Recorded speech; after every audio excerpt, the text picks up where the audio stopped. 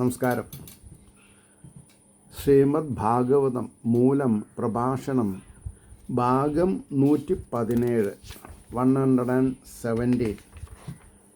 ഓം gum ഗണപതയേ നമഃ. ഓം some സരസ്വതേ സ്വാഹ. ഓം ശ്രീ ഗുരുഭ്യോ നമഃ. ഓം ശ്രീ രംഗനാഥ ശർമ്മണേ നമഃ. നാരായണ നാരായണ നാരായണ നാരായണ നാരായണ നാരായണ നാരായണ നാരായണ നാരായണ നാരായണ നാരായണ. ഓം ശ്രീകൃഷ്ണാർപ്പണമസ്തു. ഓം ശ്രീകൃഷ്ണായ പരബ്രഹ്മണേ നമഃ. ഓം ശ്രീകൃഷ്ണായ പരമാത്മനേ നമഃ. ഹരേ രാമ രാമ രാമ ഹരേ ഹരേ, ഹരേ കൃഷ്ണ കൃഷ്ണ കൃഷ്ണ ഹരേ ഹരേ. ശ്രീമദ് ഭാഗവതം മൂലം പ്രഭാഷണം ഭാഗം 117. പ്രഥമസ്കന്ധത്തിൽ 12-ാം അധ്യായത്തിൽ 31-ാമത്തെ ശ്ലോകമാണെന്ന് പറയേണ്ടത്. സരാജപുത്രോ വവൃധ ആശുശുക്ലൈവോഢുവ ആപൂര്യമാണ പിതൃഭി കാഷ്ഠാഭീരിവസോ അന്വഹം. സരാജപുത്രോ വവൃധ ആശുശുക്ലൈവോഢുവ ആപുര്യമാണ പിതൃഭി കാഷ്ഠാഭിരിവ സോ അന്വഹം എന്നാണ് ശ്ലോകം. അതിന് വാക്കർത്ഥം പറയുമ്പോൾ, ശുക്ലപക്ഷത്തിൽ ദിവസം തോറും ചന്ദ്രൻ എന്ന പോലെ ആ രാജപുത്രൻ പിതാക്കന്മാരിലും കലകളാലും നിറയപ്പെടുന്നവനായിട്ട് വേഗം വർദ്ധിച്ചു. ആരെ? പരീക്ഷിത്ത്. ഇനി അതിൻ്റെ ഭാവാർത്ഥം പറയാം. ശുക്ലപക്ഷത്തിൽ ദിവസം തോറും വൃദ്ധിയെ പ്രാപിക്കുന്ന നക്ഷത്രതാര രാജാവായ ചന്ദ്രൻ എന്ന പോലെ ഈ രാജകുമാരൻ ധർമ്മപുത്രർ മുതലായ പിതാക്കന്മാർ ചെയ്യുന്ന സംതൃപ്തികരങ്ങളായ പരിപാലനങ്ങളാലും 64 വിദ്യകളാലും വേണ്ടും വിധം അഭിവൃദ്ധിയെ പ്രാപിച്ചു. അടുത്ത ശ്ലോകം 32. യക്ഷ്യമാണോ അശ്വമേധേന ജ്ഞാതിദ്രോഹജിഹാസയാം രാജാലബ്ധതനോ ദധ്യാവന്യത്ര കരദണ്ഡയോ. യക്ഷ്യമാണോ അശ്വമേധേന ജ്ഞാതിദ്രോഹജിഹാസയാം രാജാലബ്ധതനോ ദധ്യാവന്യത്ര കരദണ്ഡയോ. അതിൻ്റെ വാക്കാർത്ഥം, ബന്ധുക്കൾ യാദവന്മാർ ഇവരെ സംഹരിച്ച പാപം തീർക്കാനുള്ള ഇച്ഛയാൽ, അതായത് കൗരവന്മാരെ വധിക്കാൻ വേണ്ടി രണ്ടു പക്ഷത്തും കൂടി 18 അക്ഷമണിപ്പടകൾ തല്ലി മരിക്കണ്ടായി.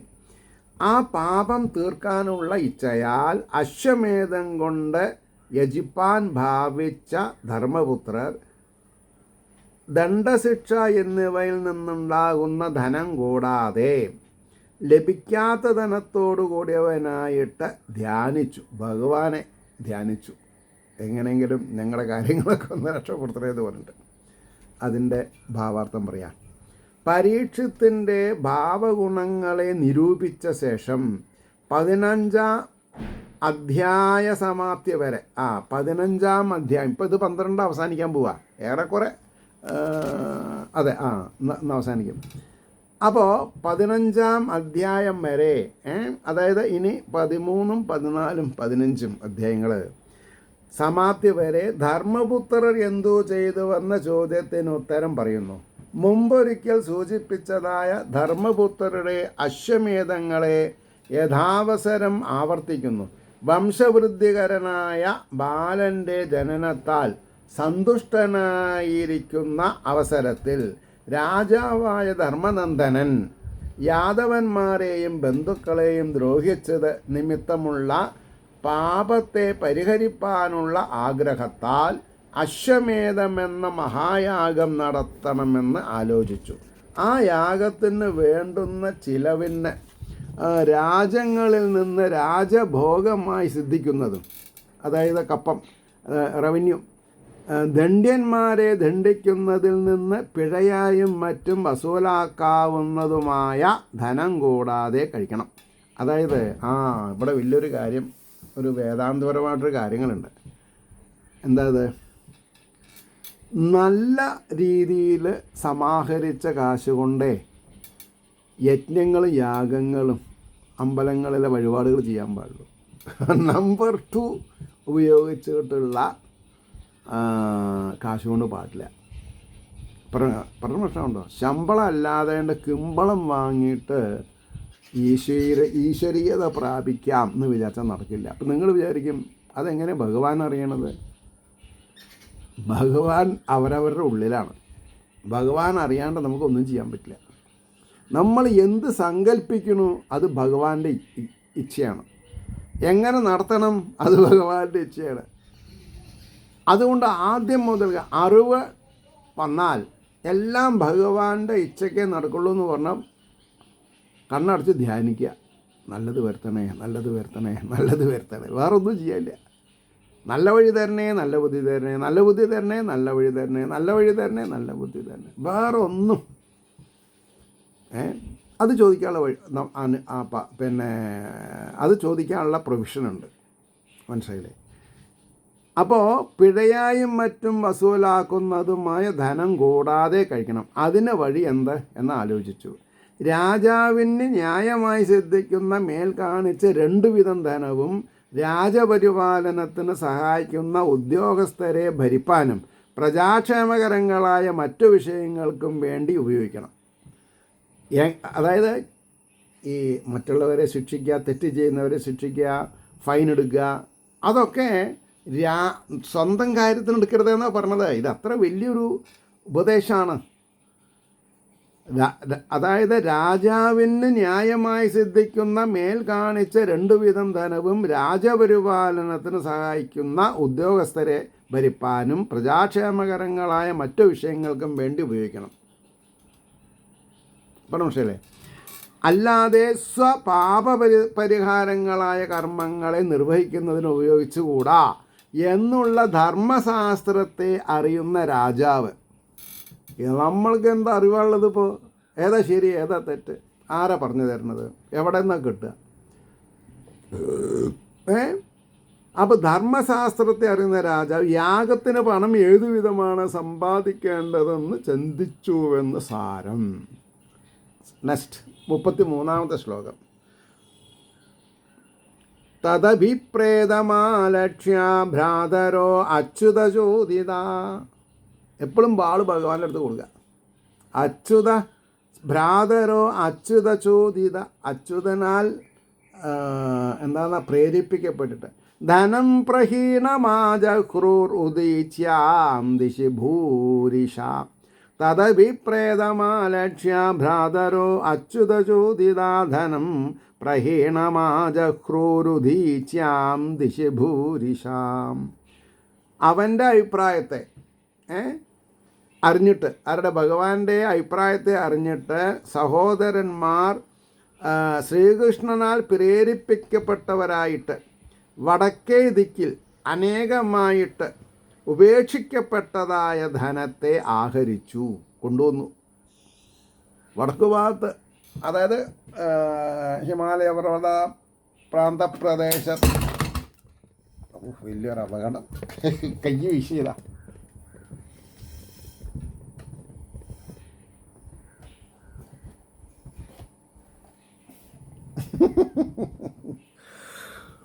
അപ്പോൾ കൈ വീശിയതാ, എന്തപ്പോൾ ചെയ്യാം?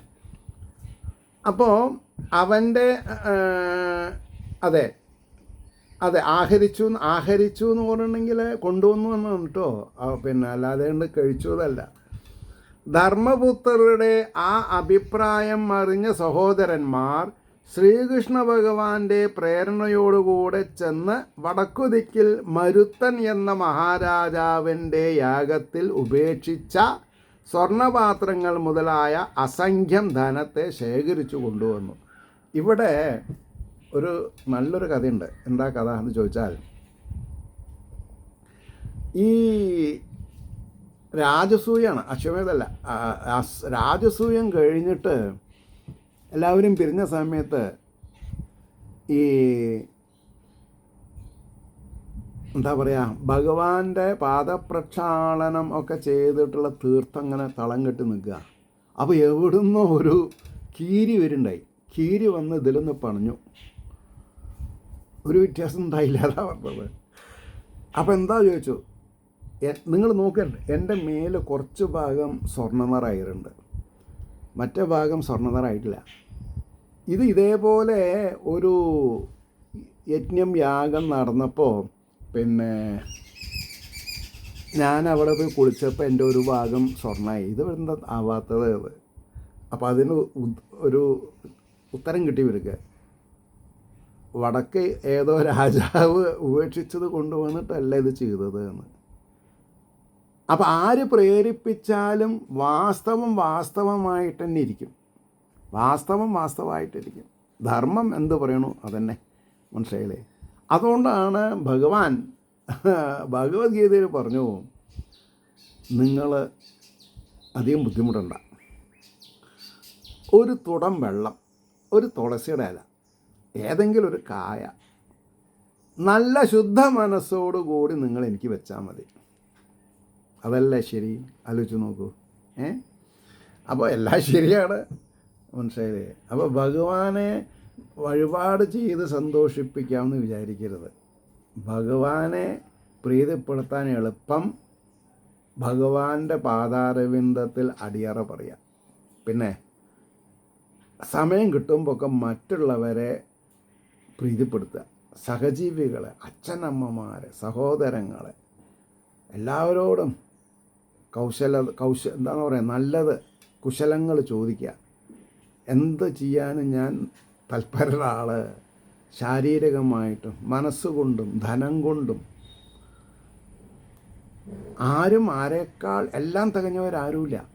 നമ്മുടെ നല്ല പ്രാർത്ഥന, നല്ല മനസ്സ്, ഔദാര്യം അറിയിക്കുന്ന എത്രയോ ജനങ്ങളുണ്ട്. അതൊന്നും കണ്ടില്ല കേട്ടില്ല എന്ന് വിചാരിച്ച് തോന്നിയപടി കാശ് ക്ഷേത്രങ്ങളിൽ കൊണ്ടിട്ടിട്ട് യാതൊരു കാര്യമില്ല. ഭഗവാൻ ഇതിനൊന്നും ആവശ്യമില്ല. ഭഗവാൻ നമ്മുടെ ഹൃദയപത്മത്തിൽ ഇരുന്നിട്ട് നമ്മളെ വാച്ച് ചെയ്തുകൊണ്ടിരിക്കുകയാണ്. നമ്മളെന്ത് സങ്കല്പിക്കുന്നു? നമുക്ക് ശരിക്കും ഉറക്കം വരുന്നുണ്ടോ? എന്താ ഉറക്കം വരാനുള്ള ഏറ്റവും വലിയ മെഡിസിൻ? ഇംഗ്ലീഷ് മരുന്നും പിന്നെ യുനാനി അല്ലെങ്കിൽ ആയുർവേദമൊന്നുമല്ല. ഭഗവാനെ ധ്യാനിക്കുക. ഭഗവാനെ ധ്യാനിക്കുക. പണ്ട് ഞങ്ങളുടെയൊക്കെ കുട്ടിക്കാലത്ത് പരീക്ഷയ്ക്ക് പഠിക്കാൻ പറയും, ചിമ്മിനി വിളക്ക, മണ്ണെണ്ണ ഒഴിച്ചിട്ടുള്ള വിളക്ക്. അപ്പോൾ ചിലവർ ഊതി കെടുത്തും. തീപ്പെട്ടിയൊന്നും ഉണ്ടാവില്ല അടുത്ത്. അപ്പോൾ പറയും, വളക്കാരെങ്കിലും ഊതി കെടുത്തിയാൽ നല്ല ചുട്ട പട കിട്ടുമെന്ന് പറയും. അപ്പോൾ പിന്നെ അതിന് പോവില്ല. അപ്പം ഈ പുസ്തകം മറിക്കണത് സ്പീഡ് കൂട്ടുമ്പോൾ ആ കാറ്റിലെ ചിമ്മിണി വിളക്ക് കിട്ടും. അപ്പോൾ പറയും, ആരെങ്കിലും പുസ്തകം തോന്നിയ കൂട്ടത്തിൽ മറിച്ചാൽ അടി കിട്ടും. പ്രശ്നമുണ്ടോ? അപ്പോൾ ഇതൊക്കെ അങ്ങനെയൊക്കെ പഠിച്ചാലേ രക്ഷയുള്ളൂ. അപ്പോൾ ഇവിടെ പറഞ്ഞു വന്നതിൻ്റെ താല്പര്യം എന്താ? ധർമ്മപുത്രരുടെ ആ അഭിപ്രായം അറിഞ്ഞ സഹോദരന്മാർ ശ്രീകൃഷ്ണ ഭഗവാന്റെ പ്രേരണയോടുകൂടെ ചെന്ന് വടക്കു ദിക്കിൽ മരുത്തൻ എന്ന മഹാരാജാവിൻ്റെ യാഗത്തിൽ ഉപേക്ഷിച്ച സ്വർണ്ണപാത്രങ്ങൾ മുതലായ അസംഖ്യം ധനത്തെ ശേഖരിച്ചു കൊണ്ടുവന്നു എന്ന് പറഞ്ഞു. ഇനി 34-ാമത്തെ ശ്ലോകം. തേന സംഭൃത സംഭാരോ ധർമ്മപുത്രോ യുധിഷ്ഠിരാ വാജിമേധൈ സ്ത്രീഭിർഭീതോ യജ്ഞേ സമയജദ്ധരിം. തേന സംഭൃത സംഭാരോ ധർമ്മപുത്രോ യുധിഷ്ഠിരാ വാജിമേധൈ സ്ത്രീഭിർഭീതോ യജ്ഞൈ സമയജദ്ധരിം. അതുകൊണ്ട് സംഭരിക്കപ്പെട്ട സംഭാരത്തോടു കൂടിയവനും ഭയമുള്ളവനുമായ ധർമ്മപുത്രനായ യുധിഷ്ഠിരൻ 3 അശ്വമേധയാഗങ്ങൾ കൊണ്ട് ഹരിയെ പൂജിച്ചു. 3 അശ്വമേധയാഗം ചെയ്തിട്ടുണ്ട്. ആ ധനം കൊണ്ട് യാഗത്തിന് വേണ്ട സകല സംഭാരങ്ങളെയും ശേഖരിച്ചു. ബന്ധുദ്രോഹം നിമിത്തമുള്ള പാപത്തെ ഭയപ്പെട്ടു. അതായത് കൗരവർ ബന്ധുക്കളല്ലേ, അവരെ നിഷ്കാസനം ചെയ്തു, അവർ തെറ്റ് ചെയ്തിരുന്നു, അത് വേറെ കാര്യം. അതിനെ പരിഹരിപ്പാനുള്ള അത്യാശയോടുകൂടെ ധർമ്മപുത്രനായ യുധിഷ്ഠിരൻ 3 അശ്വമേധയാഗങ്ങൾ കൊണ്ട് യജ്ഞങ്ങളുടെ ഫലത്തെ ദാനം ചെയ്യുന്ന യജ്ഞേശ്വരനായ ശ്രീഹരിയെ പൂജിച്ചു. അപ്പോൾ നമ്മൾ ആരേനെ പൂജിക്കണ്ടു? ശ്രീഹരിനെ മാത്രം പൂജിച്ചാൽ മതി. ശ്രീഹരിനെ പൂജിച്ചാൽ മരത്തിൻ്റെ ചെടിയുടെ മൂലത്തിൽ വെള്ളമൊഴിച്ച ഫലം കിട്ടും. പരമശയുടെ 35-ാമത്തെ ശ്ലോകം. ആഹുതോ ഭഗവാൻ രാജ്ഞാ യാചയിത്വാ ദ്വിജൈർനൃപം ഉവാസ കതിചിന്മാസാൻ സുഹൃതാം പ്രിയകാമ്യയാം. ആഹുതോ ഭഗവാൻ രാജ്ഞാ യാചയിത്വാ ദ്വിജൈർനൃപം ഉവാസ കതിചിന്മാസാൻ സുഹൃതാം പ്രിയകാമ്യയാം. രാജാവിനാൽ ആഹ്വാനം ചെയ്യപ്പെട്ട ശ്രീകൃഷ്ണൻ, അതായത് ക്ഷണിക്കപ്പെട്ട ശ്രീകൃഷ്ണൻ ബ്രാഹ്മണരെ കൊണ്ട് രാജാവിനെ യജിപ്പിച്ചിട്ട്, അതായത് അദ്ദേഹത്തിന് വേണ്ടി യാഗം ചെയ്തിട്ട് സുഹൃത്തുക്കളുടെ പ്രിയകാംക്ഷ കൊണ്ട് കുറേ മാസങ്ങൾ അവിടെ വസിച്ചു. ശ്രീകൃഷ്ണൻ അവരുടെ അടുത്ത് വസിച്ചു. അപ്പോൾ അതിൻ്റെ ഭാവാർത്ഥം, ഈ യാഗങ്ങളെ നിർവിഘ്നം നടത്തി തരുവാൻ കരുണയുണ്ടാകണമെന്ന് പ്രാർത്ഥിച്ച്, അതൊക്കെ നമുക്കുള്ള ടീച്ചിങ്ങാണ്. നമ്മളിപ്പോൾ ഒരു അയ്യപ്പ പൂജ ചെയ്യുകയാണ്, അല്ലെങ്കിൽ വീട്ടിലൊരു ഗണപതി ഹോമം ചെയ്യുകയാണ്, അല്ലെങ്കിൽ ഒരു ലക്ഷ്മി നാരായണ പൂജയാണ്. ഭഗവാനോട് പ്രാർത്ഥിക്കണം, എല്ലാം നല്ലപോലെ നടത്തി തരണേ. അതേമാതിരി സപ്താഹങ്ങളൊക്കെ ആകുമ്പോൾ പിന്നെ പറയും വേണ്ട. ശരിക്ക് ആചാര്യൻ 5 ബ്രാഹ്മണരെ വിളിച്ച് കാല് കഴുകി ഊട്ടുക എന്ന് പറയും. കാല് കഴിച്ച് പശുദാനമൊക്കെ ചെയ്ത് പ്രാർത്ഥിക്കണം. ഞാൻ ഇങ്ങനെ 7 ദിവസം ഒരു യജ്ഞം നടത്തി കൊടുക്കാൻ വേണ്ടി പോവാണ്.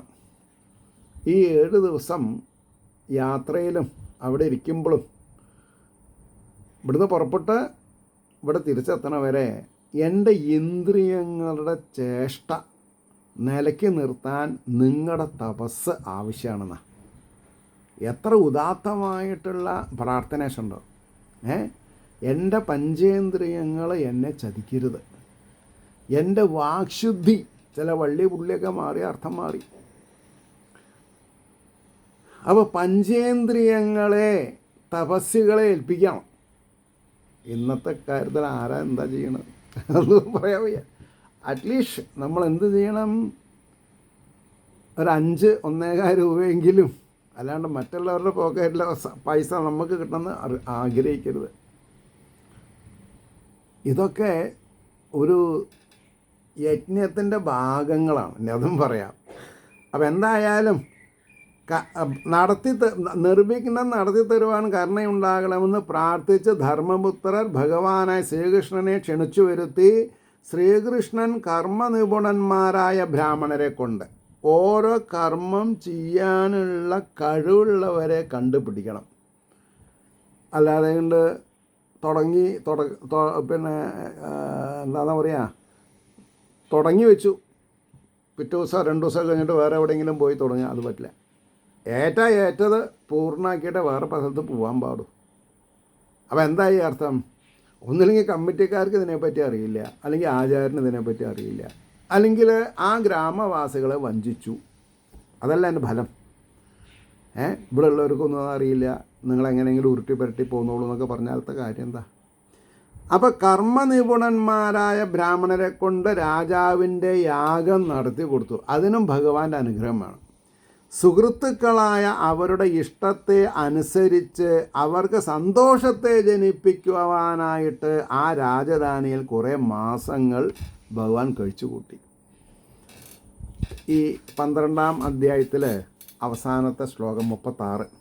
തതോ രാജ്ഞാ ഭൃനുജ്ഞാത കൃഷ്ണയാ സഹ ബന്ധുഭി യയോ ദ്വാരവതീം ബ്രഹ്മൻ സ അർജുനോ യദുവിർവൃതാം. തതോ രാജ്ഞാഭ്യനുജ്ഞാത കൃഷ്ണയാ സഹ ബന്ധുഭി യയോ ദ്വാരവതീം ബ്രഹ്മൻ സ അർജുനോ യദുഭിർവൃതാം. അനന്തരം രാജാവിനാലും പാഞ്ചാലി സഹിതന്മാരായ ബന്ധുക്കളാലും അനുജ്ഞ നൽകപ്പെട്ടവനായിട്ട്, ശരി അങ്ങ് വന്നു, ഞങ്ങളുടെ കാര്യങ്ങളൊക്കെ ഭംഗിയായിട്ട് പര്യവസാനിപ്പിച്ച് തന്നു, കുറച്ച് ദിവസം ഞങ്ങൾക്ക് ശാന്തിയും സമാധാനവും അനുഗ്രഹവർഷം ചൊരിഞ്ഞു, പോയിട്ട് വരും. കൃഷ്ണനോട്. അതാണ് അനുജ്ഞ നൽകപ്പെട്ടവനായിട്ട് യദുക്കളാൽ ചുറ്റപ്പെട്ടവനും അർജുന സഹിതനുമായിട്ട് ഹേ ബ്രാഹ്മണ ദ്വാരകയെ പ്രാപിച്ചു. ഭഗവാൻ മടങ്ങിപ്പോയി. കൃഷ്ണനെയും അർജുനനെയും കൂട്ടിക്കൊണ്ടുപോയി. അതെന്തിനാന്നുള്ളത് പിന്നെ പറയും. അപ്പം അതിൻ്റെ ഭാവാർത്ഥം ഹേ ശൗനകമുനേ യുധിഷ്ഠിര മഹാരാജാവ് പാഞ്ചാലി ബന്ധുജനങ്ങൾ എന്നിവരോടെല്ലാം സമ്മതം വാങ്ങി യാദവന്മാരാൽ ചുറ്റപ്പെട്ട ശ്രീകൃഷ്ണ ഭഗവാൻ അർജുന സഹിതനായിട്ട് ദ്വാരകയെ പ്രാപിച്ചു. അർജുനനെയും കൂട്ടിക്കൊണ്ടുപോയി. ഇത് ശ്രീമദ് ഭാഗവതേ മഹാപുരാണേ പ്രഥമസ്കന്ധേ പരീക്ഷിത് ജന്മാദ്യുത്കർഷോ നാമ ദ്വാദശോധ്യായഃ. സർവത്ര ഗോവിന്ദനാമ സങ്കീർത്തനം. ഗോവിന്ദ ഗോവിന്ദ. ഏവർക്കും ശ്രീഹരിയുടെ അനുഗ്രഹാശിസ്സുകൾ നിർലോഭം ഉണ്ടാവട്ടെ എന്ന് വീണ്ടും വീണ്ടും പ്രാർത്ഥിക്കണു. സമയം കഴിഞ്ഞിട്ടില്ല, 21 മിനിറ്റേ ഉള്ളൂ. നമ്മൾക്ക് 13-ാം അധ്യായം തുടങ്ങാം. ഓം നമോ ഭഗവതേ വാസുദേവായ. ശ്രീമദ് ഭാഗവതം പ്രഥമസ്കന്ധം 13-ാം അധ്യായം. സൂതാ ഉവാച. 1-ാം ശ്ലോകം. വിദുരസ്തീർത്ഥയാത്രായാം മൈത്രേയാദ് ആത്മനോ ഗതിം ജ്ഞാത്വാ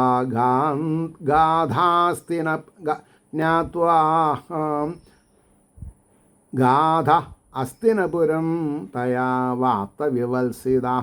വിദൂരസ്തീർത്ഥയാത്രായാം മൈത്രേയാദാത്മനോ ഗതിം ജ്ഞാത്വാ ഗാധ അസ്തിനപുരം തയാ വാപ്തവിവത്സിതാം. വിതുരൻ ഇജത്തടാ. ഇവിടെ പ്രിൻ്റ് മിസ്റ്റേക്ക് എങ്ങനെ ചൊല്ലുന്നത്? ദാൽ ഉള്ള റൂൽക്ക് പോയി, അല്ല രാൽക്ക് പോയി. വിതുരൻ എന്നുള്ളതിന് വിതുരൻ എന്നായി എന്താ അവിടെ. അപ്പോൾ വിതുരൻ ആ ഒരു ഒന്ന് ഇതിങ്ങോട്ട് മാറ്റി തന്നെ. അപ്പോൾ വിതുരൻ തീർത്ഥയാത്രയിൽ മൈത്രേയനിൽ നിന്ന് ശ്രീകൃഷ്ണൻ്റെ സ്വരൂപത്തെ അറിഞ്ഞിട്ട്, പ്രഭാവത്തെ അറിഞ്ഞിട്ട്, അതിനാൽ അറിവാൻ ഇഷ്ടപ്പെട്ടിരുന്നതിനെ പ്രാപിച്ചവനായിട്ട്, അതായത് എന്തറിയണോ അതറിഞ്ഞു. അസ്തിനപുര രാജധാനിയെ പ്രാപിച്ചു. അതാണ് വാക്കാർത്ഥം. ഇനി അതിൻ്റെ ഭാവാർത്ഥം പറയുമ്പോൾ, പരീക്ഷത്തിൻ്റെ കലിനിഗ്രഹണം മുതലായ അത്ഭുതകർമ്മങ്ങളെ പറവാൻ ആഗ്രഹിക്കുന്ന കവി വിതുരരുടെ വരവ് നിമിത്തം ധൃതരാഷ്ട്രൻ്റെ പുറപ്പാടും അതിനുശേഷം അർജുനൻ്റെ മടങ്ങിവരവും ശ്രീകൃഷ്ണൻ്റെ അന്തർധാനത്തെ കേട്ടതുകൊണ്ട് പരീക്ഷത്തിൻ്റെ രാജ്യത്തിൽ അഭിഷേകം ചെയ്ത ശേഷം പാണ്ഡവന്മാർ പുറപ്പെട്ടു പോയതും ഇതുമുതൽ 3 അധ്യായം കൊണ്ട് പറവാൻ പ്രാപിക്കുന്നു. കഥ പറയാൻ ഉള്ള ഇതാണത്. അപ്പോൾ സൂതൻ പറഞ്ഞു, ഇനിയാണ് അതിൻ്റെ ഭാവാർത്ഥം വരുന്നത്. വിതുരർ തീർത്ഥയാത്രയിൽ മൈത്രേയ മഹർഷിയിൽ നിന്ന് ആത്മസ്വരൂപനായ ശ്രീകൃഷ്ണ ഭഗവാന്റെ പരമതത്വത്തെ അറിഞ്ഞു. ഇതാണ് ഭാഗവതത്തിൻ്റെ നാരായ വേര്. ഭഗവാൻ ആരാ? ആത്മസ്വരൂപം. എൻ്റെയും നിങ്ങളുടെയും, അതായത് വക്താവിൻ്റെയും ശ്രോതാക്കളുടെയും പണ്ഡിതൻ്റെയും പാമരൻ്റെയും ഉള്ളവൻ്റെയും ഇല്ലാവൻ്റെയും എല്ലാം ആത്മസ്വരൂപമാണ് ശ്രീകൃഷ്ണൻ, അല്ലെങ്കിൽ ഭഗവാൻ. ഇത് ബ്രഹ്മം. ഇതാണ് ആചാര്യം പറഞ്ഞു കൊടുക്കേണ്ടത്. ഇത് പറഞ്ഞു കൊടുത്താൽ അവരൊക്കെ രക്ഷപ്പെടും. ഇതിപ്പോൾ എത്ര സപ്താഹം കേട്ടാലും ഇതിങ്ങനെ കയ്യിലിങ്ങനെ ഒതുക്കി പിടിക്കുകയാണ്. ഇതിൻ്റെ അർത്ഥം പറഞ്ഞു കൊടുക്കില്ല. 3 കൊല്ലം തുടർച്ചയായിട്ട് എന്നെ വിളിച്ചാൽ ഒരു 10-20% ഞാൻ നിങ്ങൾക്ക് കമ്മീഷൻ തരാമെന്ന് പറഞ്ഞാൽ പിന്നെ അതിലെന്താ ബന്ധമുള്ളത്? ക്രയവിക്രയല്ലേ? അതല്ലേ ഇപ്പോൾ നടക്കണതേ. ആലോചിച്ച് നോക്കൂ. അപ്പോൾ ഈ കമ്മിറ്റിക്ക് എന്ത് കിട്ടും എന്നല്ലല്ലോ, എനിക്കിത്ര കിട്ടണം, എൻ്റെ ഒപ്പമുള്ളവർക്ക് എത്ര കിട്ടണം. ഞാനാണെങ്കിൽ അതിനെ പറയാം. അതുകൊണ്ടാണ് ഞാൻ ഒഴിവായത്. എൻ്റെ ഗുരുനാഥൻ എന്നോട് പറഞ്ഞത്, താൻ ഈ പണിക്ക് നിൽക്കണ്ട, കിട്ടിയ സന്ദർഭം വിട്ടുകളയരുത്, സത്യം പറഞ്ഞ് മനസ്സിലാക്കണം. അതുകൊണ്ടാണ് പറഞ്ഞത്, ആത്മസ്വരൂപനായ ശ്രീകൃഷ്ണ ഭഗവാന്റെ പരമതത്വത്തെ പറഞ്ഞു കൊടുക്കണം. പരമതത്വം, ഓരോ കഥയിലുള്ള തത്വം. അതുനിമിത്തം ഏതൊന്നിനെ അറിയണമെന്ന് ആഗ്രഹിച്ചിരുന്നുവോ അതിനെ അറിഞ്ഞവനും കൃതകൃത്യനുമായിട്ട് ഹസ്തിനപുരത്തുള്ള രാജധാനിക്ക് മടങ്ങി വന്നു. ആരെ? വിതുരരെ. ശ്രീകൃഷ്ണ തത്വം അറിഞ്ഞു കഴിഞ്ഞാൽ പിന്നെ അറിയേണ്ടതായിട്ട് മറ്റൊന്നുമില്ല. ശ്രീകൃഷ്ണ കഥയല്ല, ശ്രീകൃഷ്ണ തത്വം. എന്തുകൊണ്ടെന്നാൽ ശ്രീകൃഷ്ണൻ സകല ചരാചരങ്ങളിലും ആത്മാവായിരിക്കുന്നവനാകുന്നു. ഭേദഭാവന പാടില്ല. മുമ്പിലിരിക്കുന്നവരുടെയും പിന്നിലിരിക്കുന്നവരുടെയൊക്കെ ആത്മാവ് ശ്രീകൃഷ്ണനാണ്. അപ്പോൾ ഒരാളോട് പറയരുത് മാറിയിരിക്കൂ എന്ന് പറയാൻ പാടില്ല. ഞാൻ ഇവിടുത്തെ പ്രധാന വായനക്കാരിയാണ്, ഞാൻ ഇരുന്ന സ്ഥലമാണ്, അല്ലെങ്കിൽ ആചാര്യൻ കണ്ണ് കാണിക്കും ഞാൻ വായിക്കേണ്ട ആളാണ്. Nothing doing. ആരാ ഇരിക്കണത് വെച്ചാൽ തൊഴുക അവരേനെ. പ്രമോഷനുണ്ടോ? അതുകൊണ്ടാണ് പറഞ്ഞത് എല്ലാം അറിഞ്ഞു കഴിഞ്ഞു എന്നുള്ളതിന് പ്രമാണമായ ശ്രുതിവാക്യം. എന്താണ്? ഏനാശുതം ശ്രുതം ഭവത്യ വിജ്ഞാതം വിജ്ഞാതം ആത്മനി ഗല്വരേ ദൃഷ്ടേ ശ്രുതേ മതേ വീക്ഷിതേ ഇതം സർവം വിജ്ഞാതം ഭവതി. അതിൻ്റെ അർത്ഥം പറയുന്നുണ്ട്, യാതൊരു ജ്ഞാനത്താൽ അറിവിനാൽ കേൾക്കപ്പെടാത്തത് കേട്ടതായിട്ടും അറിയപ്പെടാത്തത് അറിയപ്പെട്ടതായിട്ടും ഭവിക്കുന്നു. എടോ, ആത്മാവ് കാണപ്പെടുകയും കേൾക്കപ്പെടുകയും മനനം ചെയ്യപ്പെടുകയും സാക്ഷാത്കരിക്കപ്പെടുകയും ചെയ്താൽ ഈ കാണപ്പെടുന്നതെല്ലാം വിശേഷേണ അറിയപ്പെട്ടു. എന്തൊക്കെ അറിയണോ അതൊക്കെ അതെങ്ങനെ സഹായിക്കുക? കേൾക്കുക, ധ്യാനിക്കുക. മനനം ആദ്യം ശ്രവണം, മനനം, കീർത്തനം, ധ്യാനം. രണ്ടാമത്തെ ശ്ലോകം. യാവത കൃതവാൻ പ്രശ്നാൻ ക്ഷത്താ കൗഷാരവാഗ്രതാം ജാതേഹ ഭക്തിർഗോവിന്ദേ തേഭ്യശ്ചോപരരാമഃ. യാവത കൃതവാൻ പ്രശ്നാൻ ക്ഷത്താ കൗഷാരവാഗ്രതാം ജാതൈക ഭക്തിർഗോവിന്ദേ തേഭ്യശ്ച ഉപരരാമഃ. ക്ഷത്ത എന്നുള്ളത് അത് വിതുരർ എന്നാണ് അർത്ഥം. വിതുരർ മൈത്രേയ മഹർഷിയുടെ മുമ്പാകെ എത്ര ചോദ്യങ്ങളെ ചെയ്തുവോ ശ്രീകൃഷ്ണനിൽ ജാതയായ ഏകഭക്തിയോടുകൂടിയവനായിട്ട് ഏകഭക്തി അവയിൽ നിന്ന് ഉപരമിക്കുകയും ചെയ്തു. അതൊക്കെ മനസ്സിലാക്കിയിട്ട് മടങ്ങിപ്പോകുന്നു അദ്ദേഹം. അതിൻ്റെ ഭാവാർത്ഥം, വിതുരർ മൈത്രേയ മഹർഷിയോട് കർമ്മയോഗം, വ്രതാദികൾ എന്നിങ്ങനെ ബഹുവിഷയങ്ങളുടെ സ്വരൂപത്തെ അറിയിപ്പിക്കണമെന്ന് അപേക്ഷിച്ചു. പിന്നെ 2-4 ചോദ്യങ്ങൾക്കുള്ള മറുപടി കേട്ടപ്പോഴേക്ക് ശ്രീകൃഷ്ണനിൽ അഹൈതുകമായ ഭക്തി, ഏകാന്തമായ ഭക്തി, ഫലകാംക്ഷയോട് കൂടാത്തതായ പരമപ്രേമം. ഈ പ്രേമം ആധ്യാത്മികമാണ്, ശാരീരികമല്ല എന്ന് പറയാൻ കാരണം എന്താ? ഒന്നും പ്രതീക്ഷിക്കാൻ പാടില്ല. തൊടാനും ഉരുമാനും ഉള്ളതല്ല ശരീരം. ഭഗവാനെ പിന്നെ എന്താണെന്നാ പറയുക, പ്രീതിയോടുകൂടി ധ്യാനിക്കാനുള്ളതാണ്. അപ്പോൾ ശ്രീകൃഷ്ണനിൽ അഹേതുകമായ ഭക്തി, ഫലകാംക്ഷയോട് കൂടാത്തതായ പരമപ്രേമം, ഉറച്ച കൃതാർത്ഥനായി. അപ്പോഴാണ് അറിയേണ്ടത് അറിഞ്ഞു എന്നുള്ളതാവുള്ളൂ. പിന്നെയും നേരം ശാരീരികമാണെങ്കിൽ തീരില്ല, അത് ഉപയോഗിക്കാൻ പാടില്ലാത്തൊരു വക പണ്ടാരെന്ന് അങ്ങനത്തെ ഒരു സാധനമാണ്. ലൗകിക ആഗ്രഹങ്ങൾ ഒരിക്കലും ശാന്തിയും സമാധാനം തരില്ല. അതാണ് ഞാൻ അങ്ങനത്തെ വാക്ക് നിങ്ങളറിയാൻ വേണ്ടി പറഞ്ഞത് തന്നെയാണ്. പറഞ്ഞ വിഷയല്ലേ? അപ്പോൾ കേൾപ്പാൻ ആഗ്രഹിച്ചില്ല, പിന്നെ ബാക്കിയുള്ള ചോദ്യങ്ങൾക്ക് മറുപടി കേൾപ്പാൻ ആഗ്രഹിച്ചില്ല. കിട്ടേണ്ടത് കിട്ടിയ പിന്നെന്താ?